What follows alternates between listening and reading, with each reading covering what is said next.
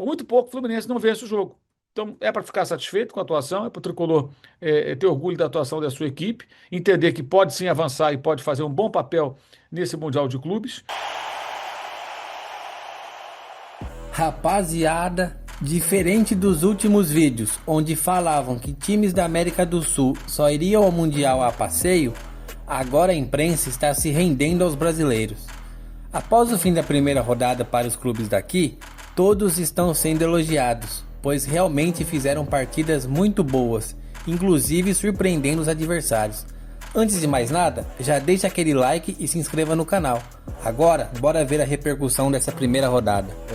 Acho que o Palmeiras fez um bom jogo, não é para se lamentar, muito pelo contrário, é para olhar para o lado positivo de uma grande estreia no sentido de bola e corrigir, acho que essa tranquilidade na hora de finalizar.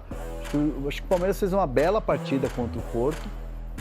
E assim, óbvio que vai ter muita gente que vai olhar e vai falar, poxa, o Porto em crise empatou com o Palmeiras que, né, poderia ter ganhado e tal, a superioridade do futebol brasileiro, jogadores melhores, né?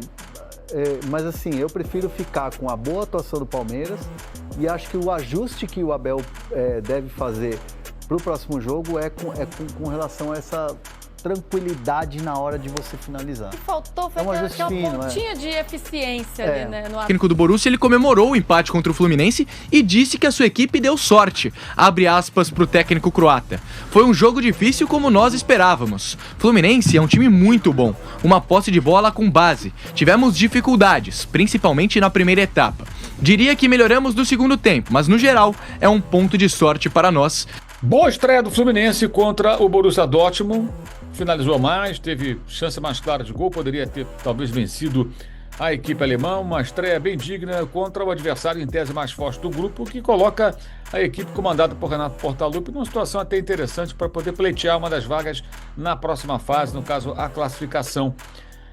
O Fluminense, uma equipe já com certa rodagem jogando juntos, né? Uma espinha dorsal, uma base que já atua há muito tempo juntos, desde os tempos do Fernando Diniz, quando ganhou a Libertadores, e que se preparou bem para esse jogo. Contra um adversário, e aí acho que a grande questão, né, dessa análise que eu tenho visto um pouco precipitada, de comparativos, né, entre superioridade ou não de brasileiros, europeus. Veremos o Flamengo contra o Chelsea na sexta-feira, já vimos o Palmeiras enfrentando o Futebol Clube do Porto, mas é preciso colocar no contexto.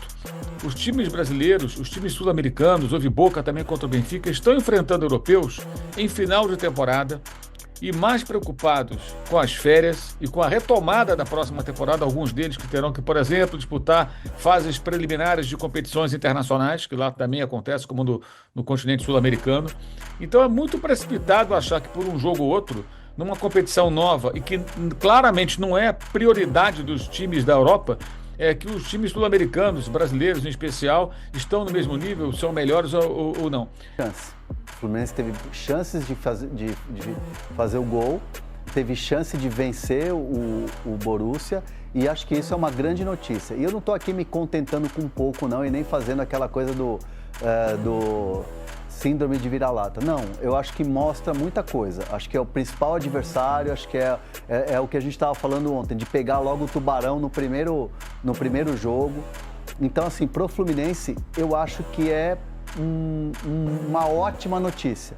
Aí você vai para os outros adversários com mais possibilidades e você, fazendo a sua, entre aspas, lição de casa, que acho que o Fluminense tem totais condições. Eu gostei muito do jeito que o Renato armou o time, mesmo sem o Cano, que é o homem-gol, é um time bastante de transições, é um time de bastante velocidade, vindo pelos lados do campo. Acho que é um time cascudo, é um time experiente. Muito inferior. O Flamengo fez um primeiro tempo de total, absoluta tranquilidade, mas acho que poderia ter vencido por uma margem maior de gols. Até do segundo tempo, quando mudou o comportamento, o Esperança saiu um pouco mais, subiu um pouco a marcação, conseguiu criar algum desconforto. O Flamengo aí foi quando surgiu o segundo gol, né? Quando o Luiz Araújo foi para o seu habitat, que é o lado direito, para poder puxar a bola para a perna esquerda e finalizar.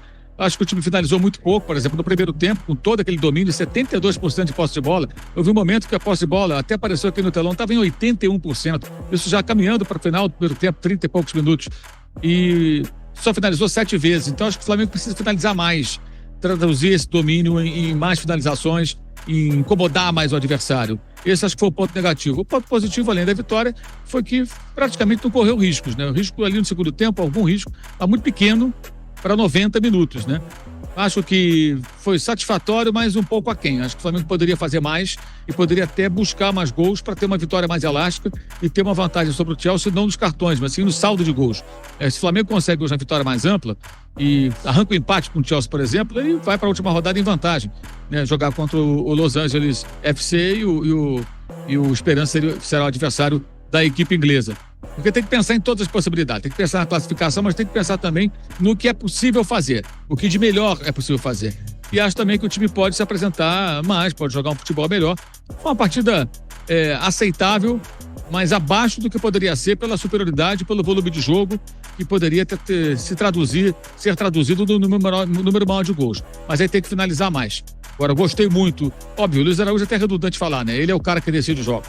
Né? E o Jorginho, realmente, ele chega dando uma qualidade, né, para esse time do Flamengo. O Luiz Araújo é o que eu falo. Hoje, no ataque, ele é o cara desse time do Flamengo. E aí, rapaziada, o que acharam? Algum brasileiro vai surpreender e chegar muito longe? Deixem nos comentários e se inscrevam no canal. Obrigado por assistirem até aqui. Fiquem com Deus e até a próxima. Valeu!